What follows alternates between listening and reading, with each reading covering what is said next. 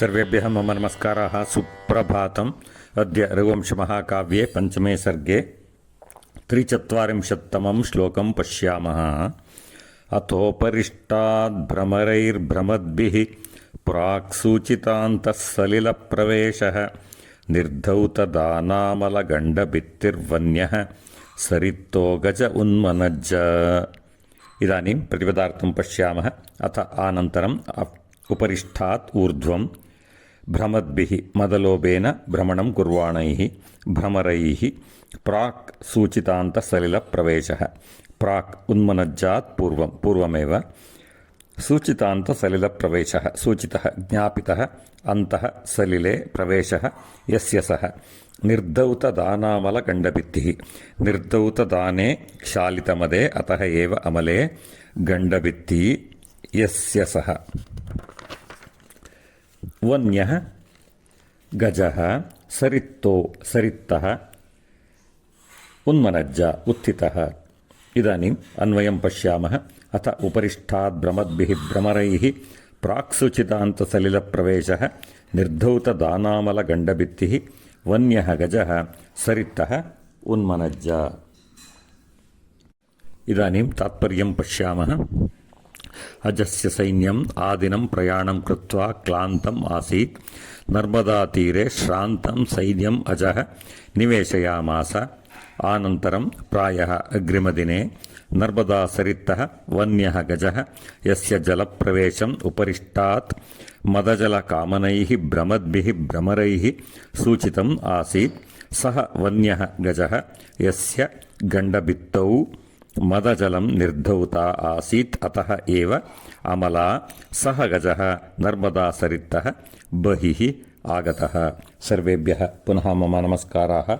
ಶುಭದಿನಂ. ಎಲ್ಲರಿಗೂ ನನ್ನ ನಮಸ್ಕಾರಗಳು. ರಘುವಂಶ ಮಹಾಕಾವ್ಯದ 5ನೆಯ ಸರ್ಗದ 43ನೆಯ ಶ್ಲೋಕದ ತಾತ್ಪರ್ಯವನ್ನು ನೋಡೋಣ. ಅಜನು ಪ್ರಾಪ್ತ ವಯಸ್ಕನಾದ. ಅವನಿಗೆ ವಿವಾಹವನ್ನು ಮಾಡಬೇಕು ಅಂತ ರಘುವು ಯೋಚನೆ ಮಾಡ್ತಾ ಇದ್ದ. ಅಷ್ಟರಲ್ಲಿ ಭೋಜರಾಜನು ತನ್ನ ಸಹೋದರಿಯಾದ ಇಂದುಮತಿಯ ಸ್ವಯಂವರವನ್ನು ನಿಶ್ಚಯಿಸಿ ಅಜನ ಬಗ್ಗೆ ವಿಷಯವನ್ನು ಕೇಳಿಪಟ್ಟು ಆಪ್ತರಾದಂತಹ ದೂತರನ್ನು ರಘುವಿನ ಬಳಿಗೆ ಕಳಿಸಿದ್ದ. ಇದು ಸೂಕ್ತ ಸಂಬಂಧ ಎಂದು ನಿರ್ಧಾರ ಮಾಡಿದಂತಹ ರಘುವು ಅಜನನ್ನು ಸೈನ್ಯದೊಡನೆ ವಿದರ್ಭ ದೇಶಕ್ಕೆ ಕಳುಹಿಸಿಕೊಟ್ಟ. ಸೈನ್ಯವು ಇಡೀ ದಿನ ಪೂರ್ಣವಾಗಿ ಪ್ರಯಾಣವನ್ನು ಮಾಡಿ ಸಂಜೆಯ ಹೊತ್ತಿಗೆ ನರ್ಮದಾ ತೀರವನ್ನು ತಲುಪಿತು. ಸೈನಿಕರು ಮತ್ತು ಸೈನ್ಯದ ಪ್ರಾಣಿಗಳು ಕೂಡ ಬಹಳ ದಣಿದಿದ್ದರಿಂದ ಅವತ್ತು ಅಲ್ಲಿಯೇ ಉಳಿಕೊಳ್ಳೋಣ ಅಂತ ನರ್ಮದಾ ತೀರದಲ್ಲಿ ಸೈನ್ಯವು ಬಿಡಾರವನ್ನು ಬಿಟ್ಟಿತು.